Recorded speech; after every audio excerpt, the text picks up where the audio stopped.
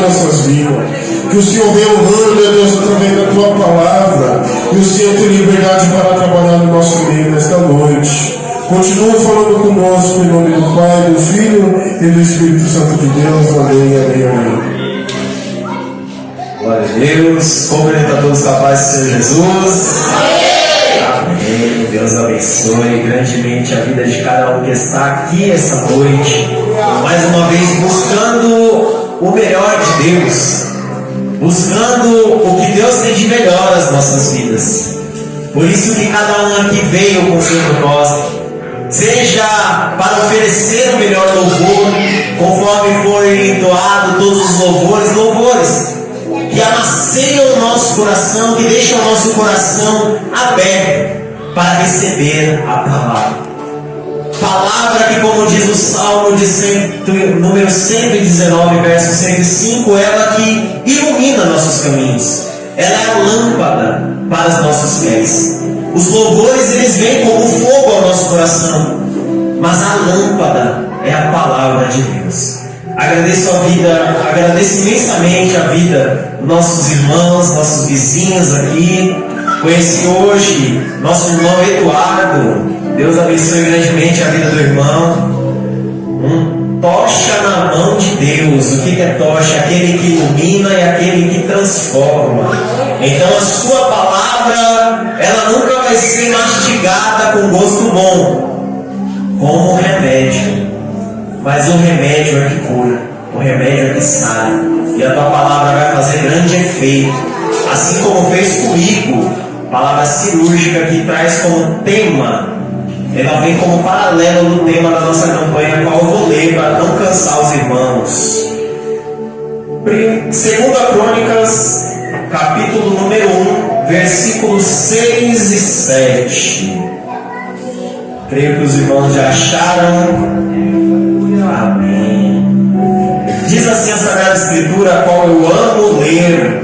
E Salomão ofereceu ali sacrifícios perante o Senhor, sobre o altar de cobre que estava na tenda da congregação, e ofereceu sobre ele 1000 holocaustos.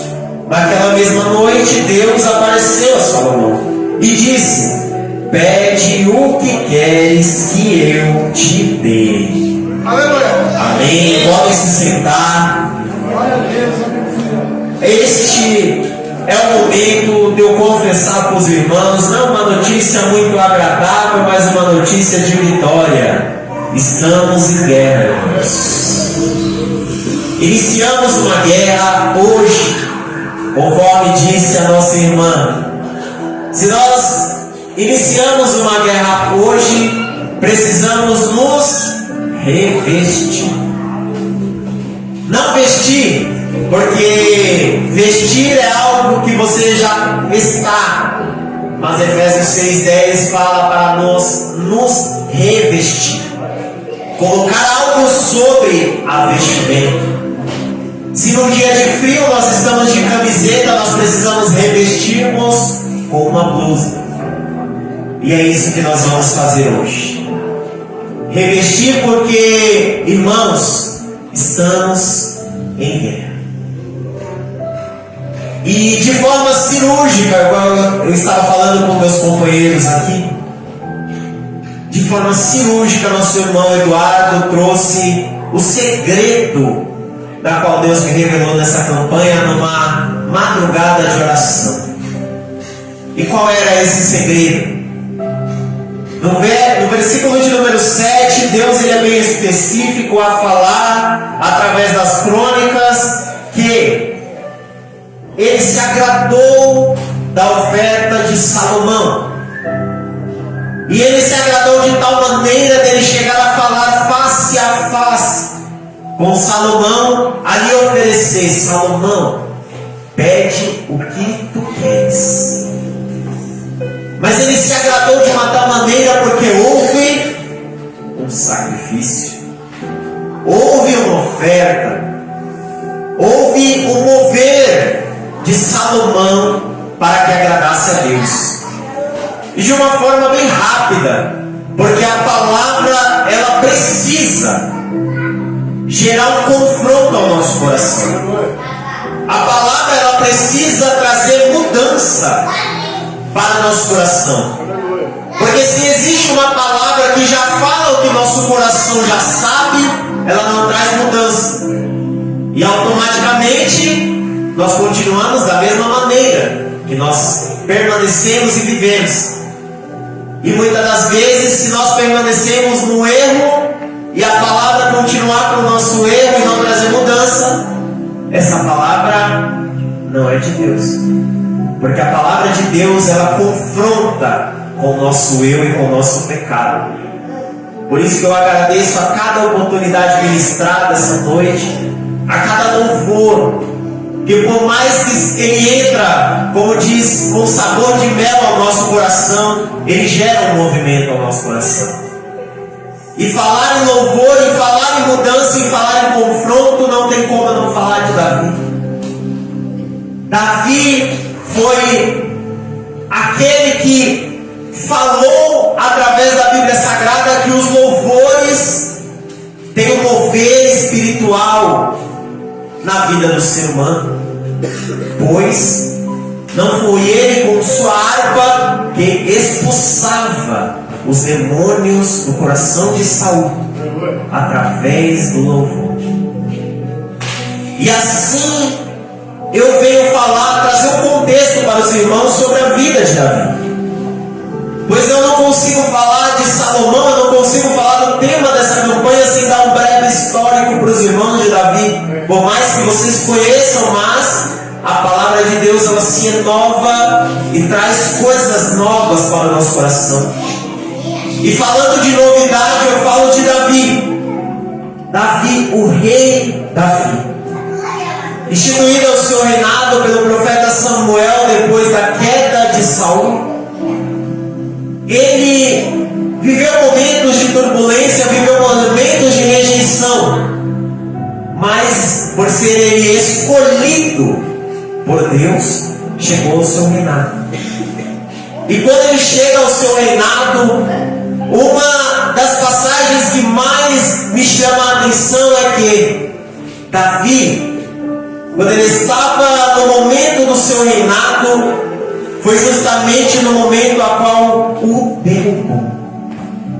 Irmãos, no ápice do seu reinado, aonde Davi era um homem de guerra, um homem de batalha, um homem que vivia constantemente, freneticamente, as batalhas. Um homem que quando jovem matou urso e leão com suas mãos. Um homem que derrubou o gigante Golias. Mas só que foi um homem na qual ele decidiu descansar das batalhas, subiu até o alto do seu palácio e olhou para baixo e viu Betseba. Então, o que me traz a reflexão é que Davi, enquanto estava batalhando, enquanto estava perseverando, enquanto ele estava com mão no arado, ele estava sendo sustentado por Deus. Mas num pequeno momento que ele se afastou da batalha, que ele decidiu descansar um pouquinho, veio Satanás e fez o olhar para Betseba. Eu já quero começar uma aplicação, ainda não entrando na mensagem, mas falando de Bíblia. Quantos aqui têm uma vida frenética, de constante batalha, de constante afronta do inimigo, de constante luta, de constante perseverança, conforme nossa irmã falou, que muitas das vezes até sufoca, porque o fogo ele vem diante de vós. Mas eu venho falar para esse coração que hoje fala, que está cansado da batalha, que está cansado da prova, mas é nesse momento que Deus está contigo. Porque no momento que você pedir descanso, no momento que você se afastar da batalha, o inimigo vem com um sapatinho de algodão para tentar quebrar todas as suas forças. E assim foi com Davi. Davi, enquanto ele estava na batalha, enquanto ele estava em constante luta, ele estava forte. Mas quando ele decidiu descansar, ele caiu com Betseba. E no momento da sua queda, todos sabem do que aconteceu, daquele adultério. Davi, ele começou a se embaralhar a sua mente. Primeiro ele arquitetou aqui, trouxesse Urias para dentro de sua casa, para que ele tivesse um momento íntimo com Betseba e ele se isentasse da culpa. Mas infelizmente ele não conseguiu. Ele não conseguiu porque Urias, ele estava freneticamente voltado para a batalha, voltado para a luta, voltado para a guerra.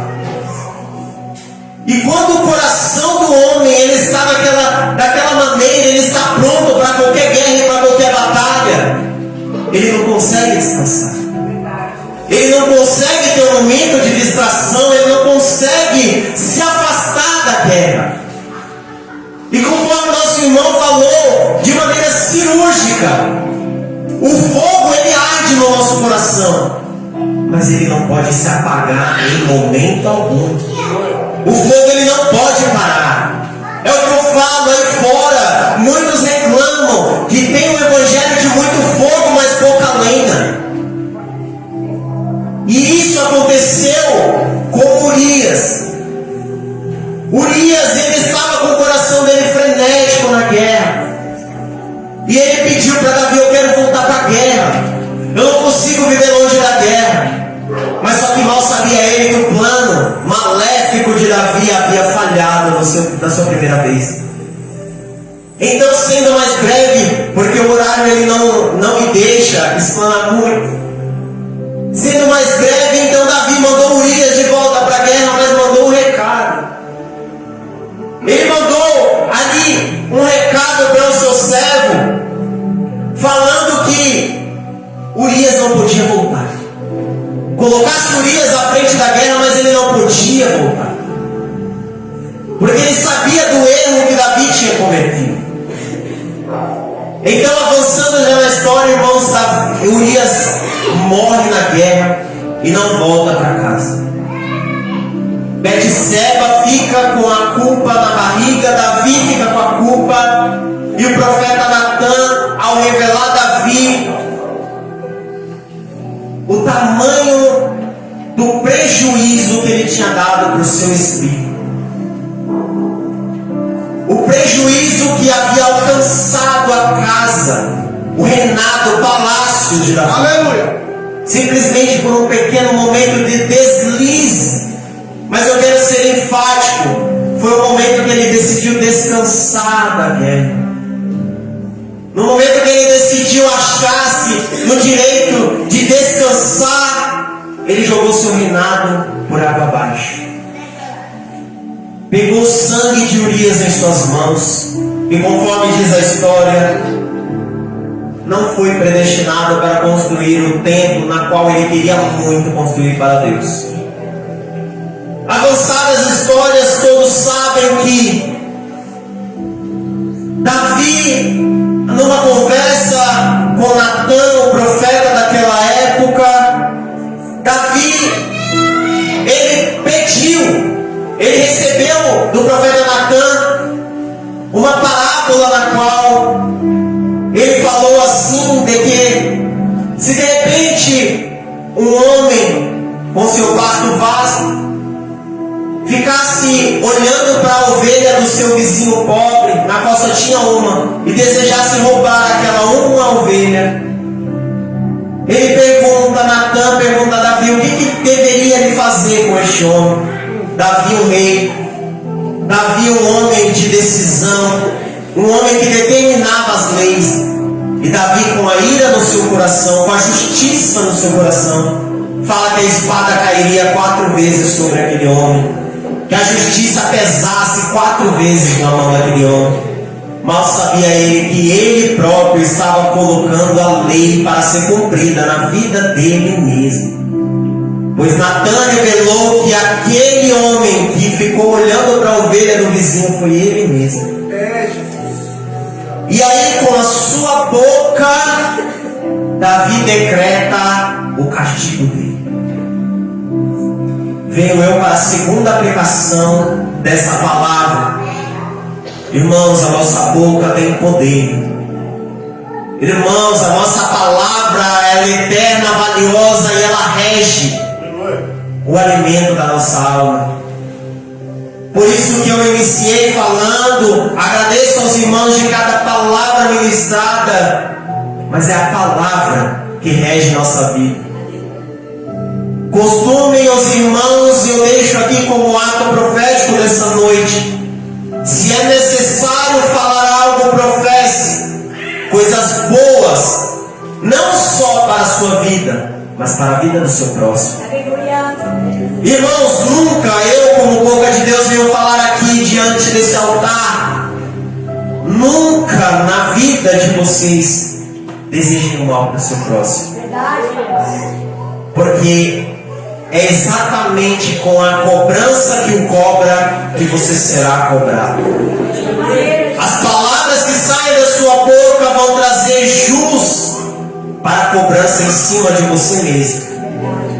Se não ficou muito explicado para os irmãos, tudo aquilo que eu desejo para o meu próximo é o que acontece comigo. Tudo aquilo que eu desejo para alguém é o que eu serei cobrado. Então tá fácil, irmãos. Se você só deseja coisas boas para os seus próximos, coisas boas correrão atrás de vocês. Não façam como Davi fez, mas sempre tenham atentamente as palavras de Deus. Façam sempre como Jesus fez. Jesus, ele se errou no seu ministério, sim, ele se irou uma vez. Mas ele se irou uma vez por quê? Para defender a ordem do templo de Deus.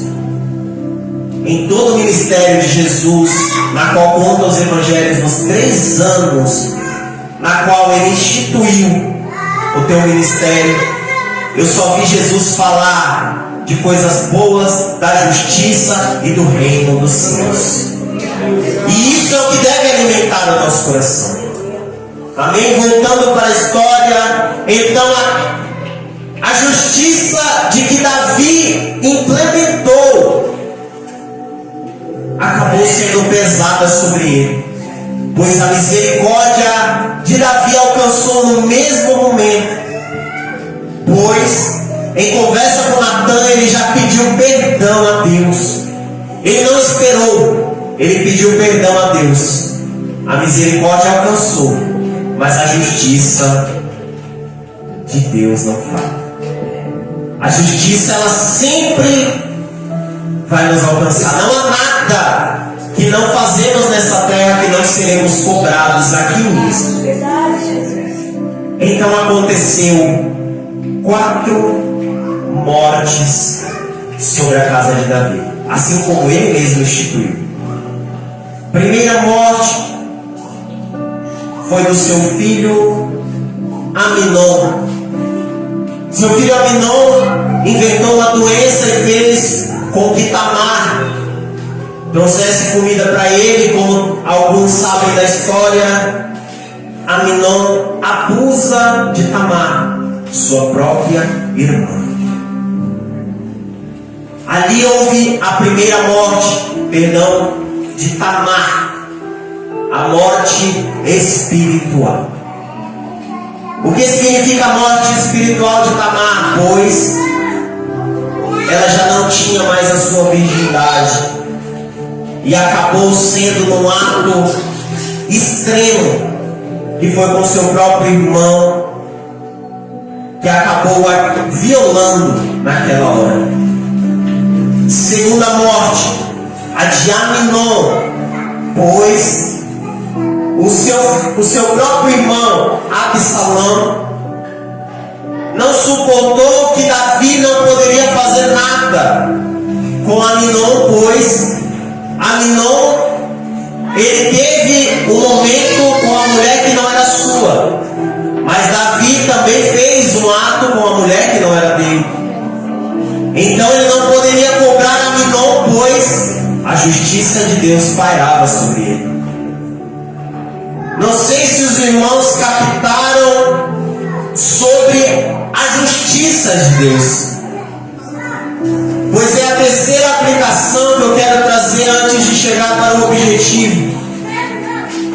Davi não poderia cobrar de Aminon, porque Aminon violou uma mulher que não era dele. Davi também teve uma noite com uma mulher que não era sua. Então Davi não poderia cobrar algo de Aminon, na qual ele não era exemplo.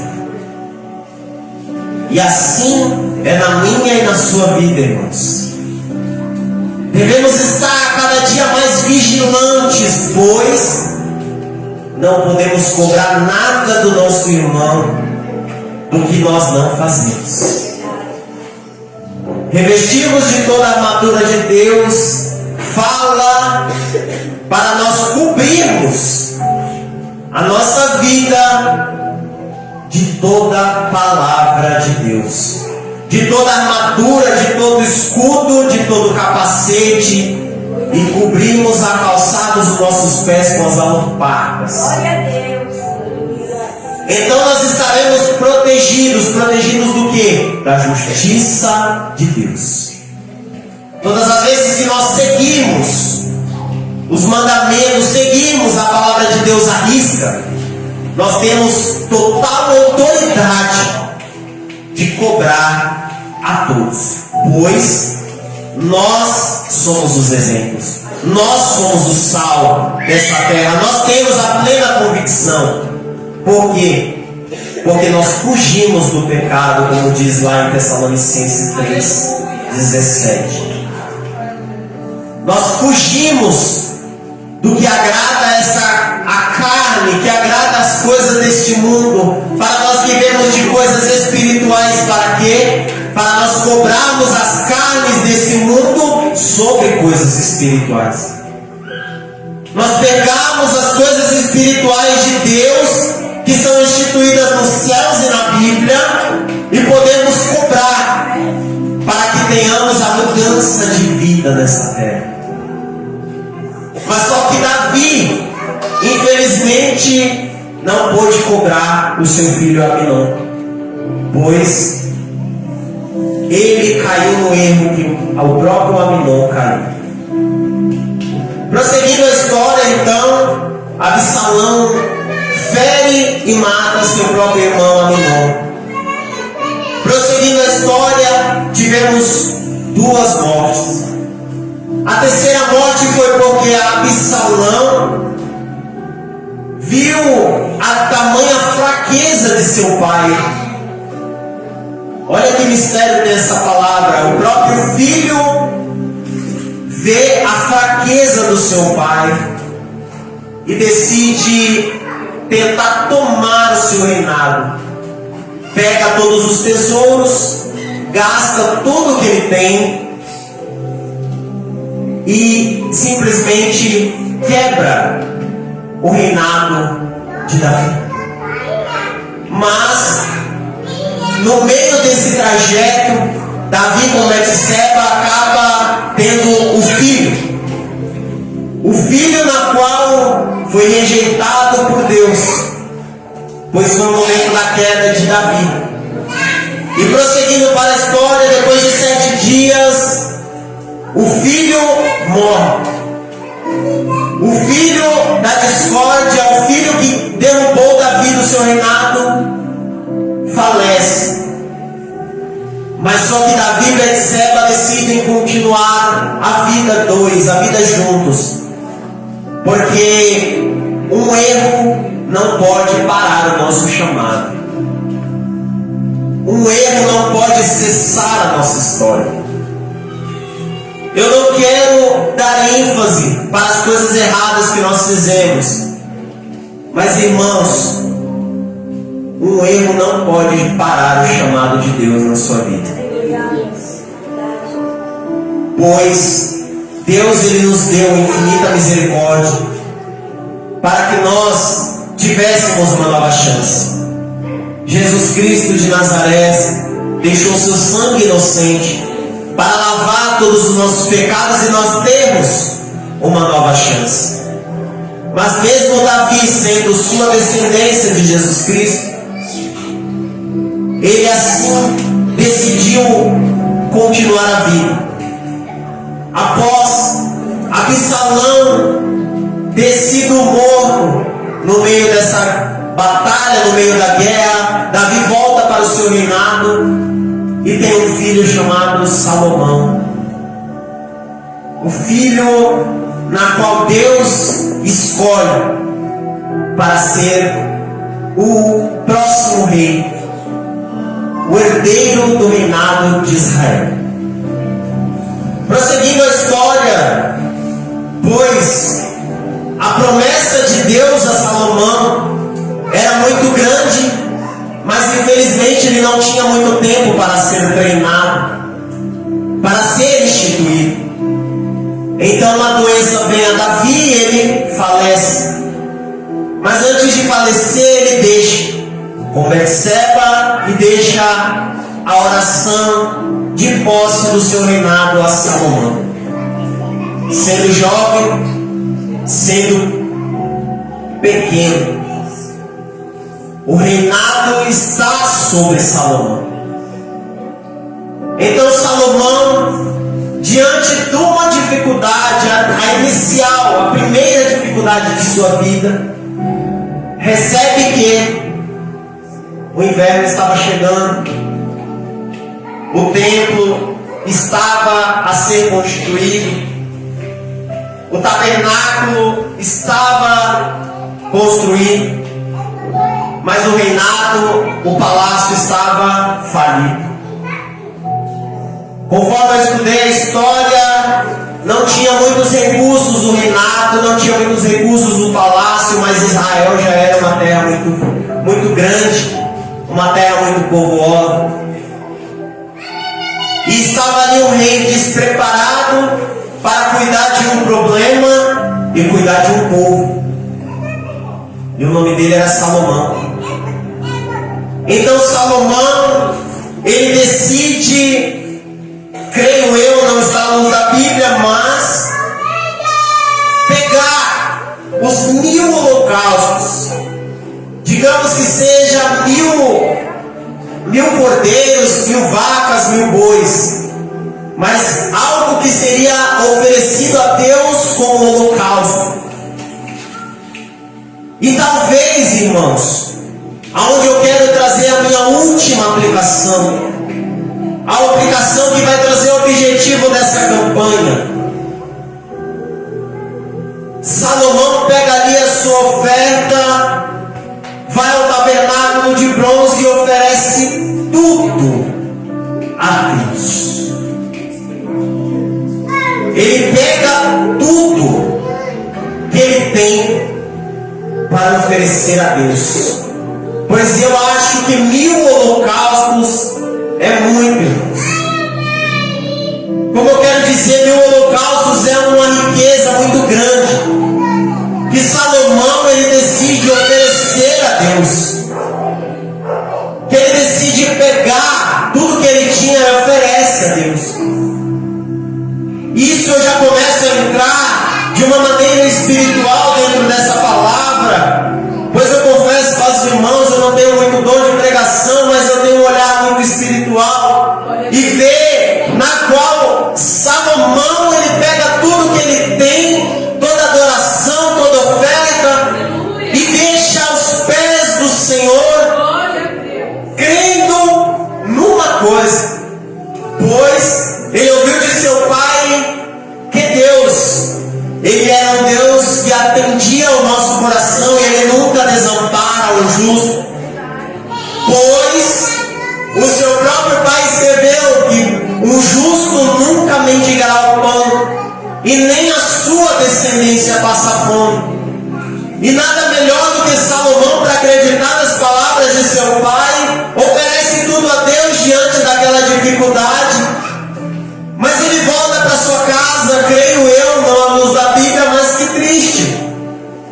Ele volta para sua casa, mas mal sabe ele, pois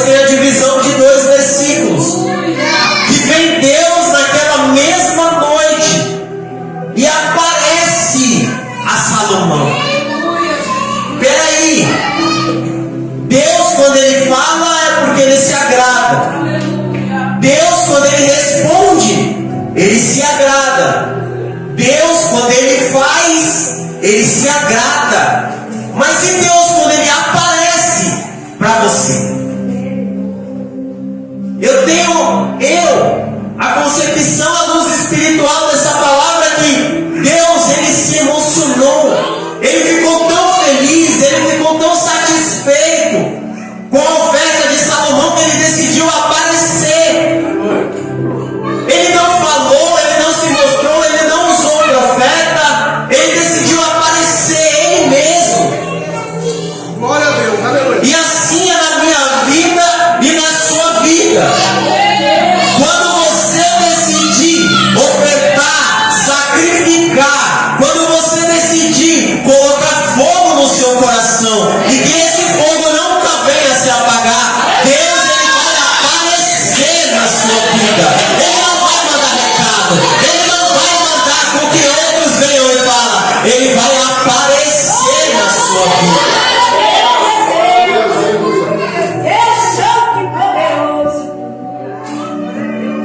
Ele vai aparecer.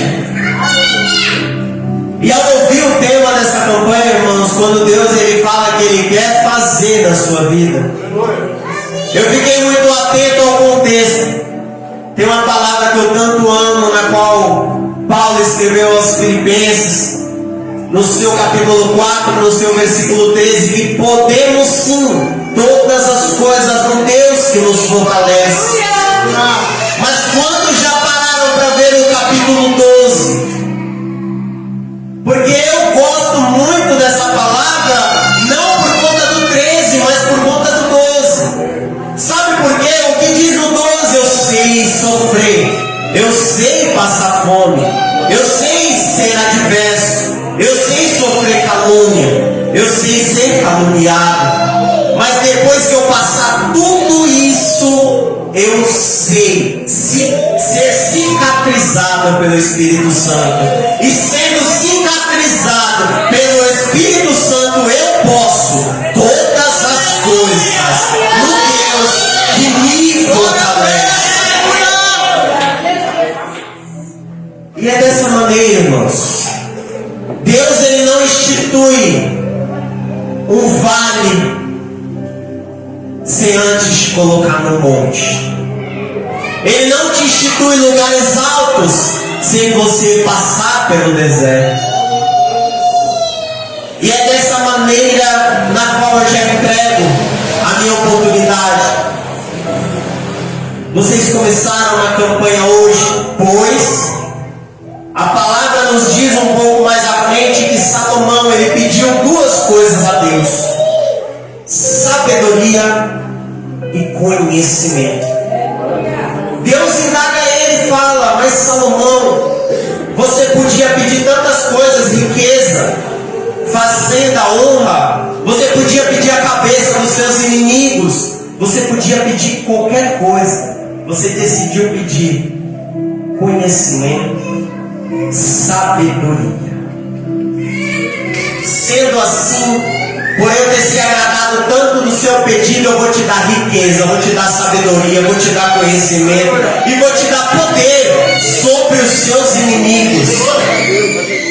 Mas agora aplicando aos irmãos, para que Salomão recebesse sabedoria, conhecimento, riquezas e poder sobre os seus inimigos, ele precisou oferecer tudo aí. Oferecer tudo o que, Lucas? É todo o meu dinheiro? Você quer que eu raspe minha conta bancária e coloco e falo, Deus faz na minha vida? Não. Deus Ele quer que você ofereça a sua vida. Ele quer que você pegue o seu coração e fale, Deus é seu. Deus Ele quer que você pegue a sua vida. Ele não quer que você no momento de carnaval troca Ele e fala, não, eu vou pro carnaval. Deus Ele não quer que no momento que Ele te manda fazer jejum, não, hoje não, Deus, hoje eu vou encher minha barriga. Deus Ele não quer que você pega no momento de que o mundo te ilude e você abandona Deus e faz tudo, não. Deus Ele quer que pega o teu coração e fala, hoje meu coração é todo seu, Deus, faz da maneira que você quiser.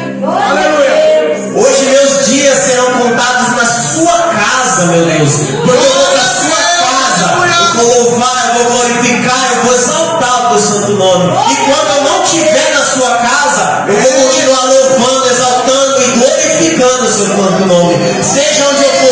estiver na igreja, eu glorifico, exalto e louvo. Se eu estiver na rua, eu glorifico, exalto e louvo também. Porque a minha vida vai pertencer 100% a Ti, meu Deus. E assim Deus ele vai fazer, assim como Ele fez com Salomão. Salomão ele pegou tudo que ele tinha e ofereceu. Você vai pegar a sua vida e vai oferecer para Deus também. Porque eu tenho a certeza que Ele vai aparecer na sua vida. Ele não vai dar só riqueza e conhecimento. Ele vai dar tudo que você pedir e vai te dar o mais importante. Gravem isso nos seus corações. Abrem seus ouvidos agora. Porque não sou eu que diz, mas sim, segundo a Crônicas, primeiro capítulo, no seu verso de número 11. Ele vai te dar poder sobre seus inimigos. Seus inimigos não são aquele vizinho que te atormenta. Seus inimigos não são aquele seu colega de trabalho que vive te perseguindo. Seus inimigos são hostes e potestades malignas que atentam seus filhos, seus familiares, te atentam de noite e de dia. Mas hoje